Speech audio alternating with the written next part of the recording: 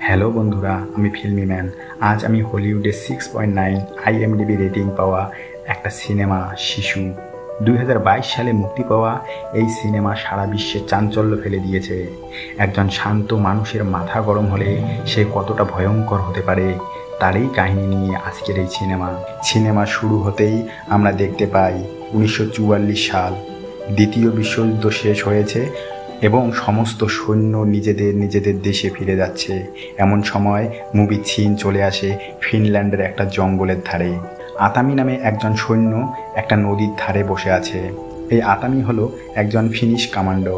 সে তার চাকরি ছেড়ে দিয়ে সুখে শান্তিতে জীবন কাটাবে বলে সিদ্ধান্ত নেয়। এরপর মুভি সিন দেখানো হয়েছে আতামি নদীতে জল খেতে গিয়ে একটা সোনার টুকরো খুঁজে পায়, আর সে তখনই বুঝতে পারে আশেপাশে কোথাও সোনার খনি রয়েছে। তখন সে নদীর পাশে অনেক জায়গা খুঁড়তে শুরু করে। এভাবে খুঁড়তে খুঁড়তে হঠাৎ অনেক সোনার সন্ধান সে পায়, আর অতি কষ্টে সেই সোনাগুলোকে তুলে সে সারা রাত ধরে সেখানে বসে পাহারা দেয়, কারণ সে জানে যে কোনো সময় সেখানে হামলা হতে পারে। এভাবে সমস্ত রাত কেটে যায়। পরের দিন সকালে আতামি সোনাগুলো ব্যাগে ঢুকিয়ে তার প্রিয় কুকুরটাকে সঙ্গে নিয়ে সেখান থেকে শহরের উদ্দেশ্যে যাত্রা করে। এমন সময় সামনে রাস্তা দিয়ে একদল নাৎসি সেনা আতামির কাছে আসে। আতামি তাদের সঙ্গে ঝামেলায় না গিয়ে মুখ বন্ধ করে সোজা চলতে থাকে। এমন সময় সেনাদের একজন আতামিকে গুলি করে মারতে চাইলে তার জেনারেল ব্রুনো তাকে বারণ করে এবং সে বলে, তুমি একে ছেড়ে দাও, আমাদের পিছনে যে সৈন্যগুলো আছে তাদেরকেও মারার সুযোগ দাও। বলে সে ট্যাঙ্ক নিয়ে চলে যায়। ট্যাঙ্কারের পিছনে কয়েকটা গাড়ি ছিল, তার মধ্যে একটা গাড়িতে অনেকগুলো মেয়েকে বন্দি করে নিয়ে যাচ্ছিল তারা তাদের নিজের শারীরিক চাহিদা মেটানোর জন্য।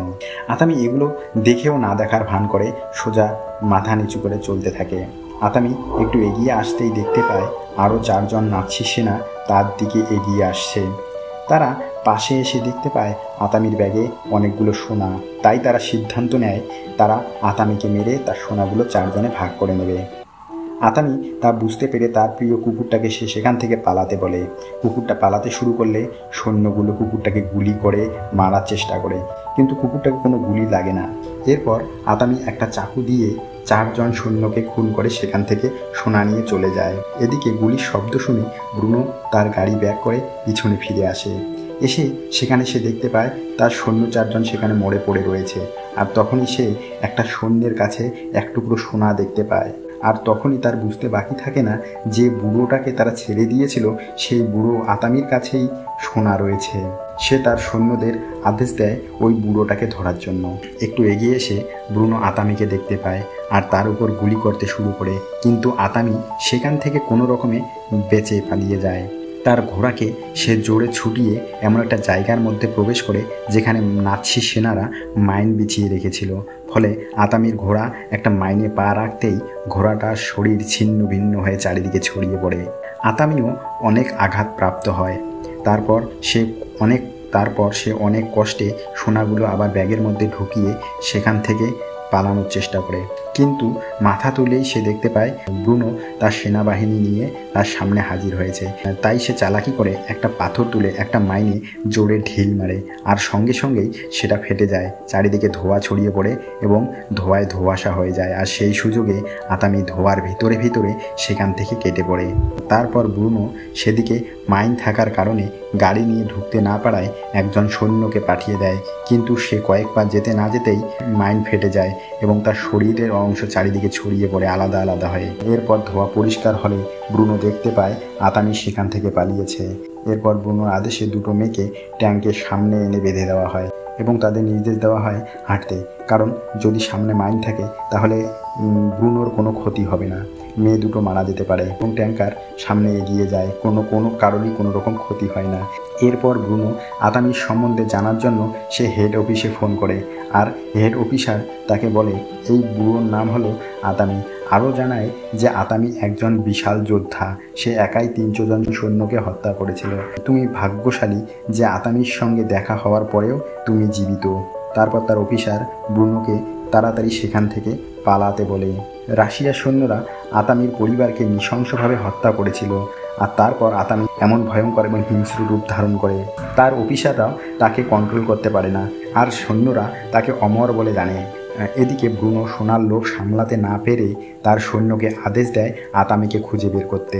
এদিকে আতামি একটা পুরনো ভাঙা ট্রাকের নিচে বসে নিজের শরীরে লাগা গুলিগুলো চাকু দিয়ে বের করতে থাকে। এমন সময় সে দেখতে পায় সেখানে ব্রুনো ও তার টিম এসে উপস্থিত হয়েছে। ব্রুনো আতামিকে খোঁজার জন্য কুকুরের সাহায্য নিয়েছে দেখে আতামি আস্তে আস্তে পিছন দিকে গিয়ে তার গাড়ির তেলের লাইন কেটে দিয়ে নিজের শরীরে তেল ছিটাতে থাকে, যাতে কুকুর আর তার গন্ধ খুঁজে না পায়।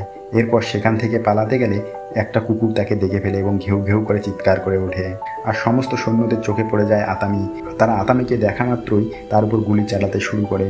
আতামির পায়ে গুলি লাগে, তবুও সে খোঁড়াতে খোঁড়াতে একটা নদীতে গিয়ে ঝাঁপ দেয়। ব্রুনো তার সৈন্য নিয়ে নদীর সামনে অপেক্ষায় দাঁড়িয়ে থাকে। আতামি ওঠা মাত্রই তাকে গুলি করে মেরে ফেলবে এবং সোনা নিয়ে সেখান থেকে সে চলে যাবে। কিন্তু অনেকক্ষণ থাকার পর যখন আতামি নদী থেকে উঠছে না, তখন একজন সৈন্যকে নৌকায় করে নদীর মধ্যে পাঠায়। আতামি নৌকা থেকে সেই সৈন্যকে নামিয়ে জলের মধ্যে ডুবিয়ে মারে। এভাবে পরপর কয়েকজন সৈন্যকে নৌকা থেকে নামিয়ে জলের মধ্যে ডুবিয়ে মারার পর নৌকাকে আড়াল করে নদীর অপর প্রান্তে গিয়ে ওঠে। কোনো রকমে সেখান থেকে প্রাণ বাঁচিয়ে শহরে গিয়ে পৌঁছায়। শহরে গিয়ে দেখে শহরের অবস্থাও খারাপ। সেখানে পুরো শহরটা আগুনে জ্বলে যাচ্ছে। সেখানে সে একটা গ্যাস স্টেশন দেখতে পায় আর সেখানে গিয়ে একটা গাড়ির আড়ালে বসে বিশ্রাম নেওয়ার চেষ্টা করে। এমন সময় ব্রুনো সেখানে এসে উপস্থিত হয় এবং আতামিকে আধমরা করে তার গলায় দড়ি লাগিয়ে একটা খুঁটিতে ঝুলিয়ে রেখে চলে যায়। তারা যাওয়ার আগে ভালো করে পরীক্ষা করে দেখে যায় আতামি মারা গেছে কিনা।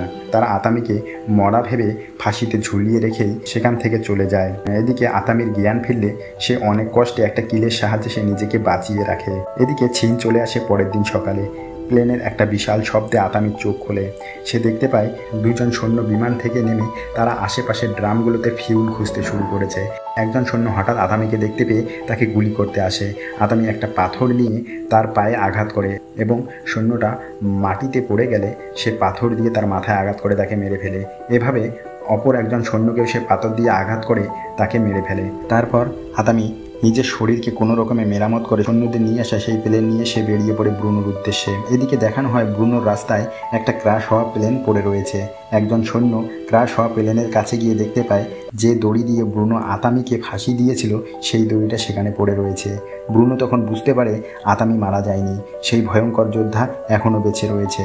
তাই তার প্রতিশোধ নেওয়ার জন্য সে তার পিছনে পিছনে আসছে। তখনই আতামির কথা ভেবে ব্রুনো ভীষণভাবে ভয় পায় এবং তার সৈন্যদের নির্দেশ দেয় সেখান থেকে তাড়াতাড়ি পালানোর। এমন সময় দৃশ্য চলে যায় পিছনের গাড়ির দিকে, যেখানে মেয়েদের বন্দি করে রাখা হয়েছে। আতামি চালাকি করে সেই গাড়িতে উঠে পড়ে সেখানকার সৈন্যদের মেরে ফেলে। তারপর আতামি ড্রাইভারকে মেরে একটা মেয়েকে গাড়ি চালাতে বলে। গাড়ির সব মেয়েরা মরা সৈনিকদের বন্দুকগুলো হাতে নিয়ে অন্য ট্রাকের সৈন্যদের মেরে ফেলা শুরু করে দেয়। এভাবে সৈন্যদের সংখ্যা কমতে থাকে। অন্যদিকে আতামি চলে যায় ব্রুনোর ট্যাঙ্কারে। একটা গাইতি দিয়ে সে ব্রুনোর ট্যাঙ্কারের উপরে আঘাত করতে থাকে জোরে জোরে। ব্রুনোর একজন সৈন্য ট্যাঙ্কারের বাইরে এসে আতামিকে গুলি করার চেষ্টা করে। আতামি তাকে টেনে নিচে নামিয়ে তাকে মেরে ফেলে আর ব্রুনো ভয়ে তার ট্যাঙ্কার নিয়ে সেখান থেকে পালাতে শুরু করে।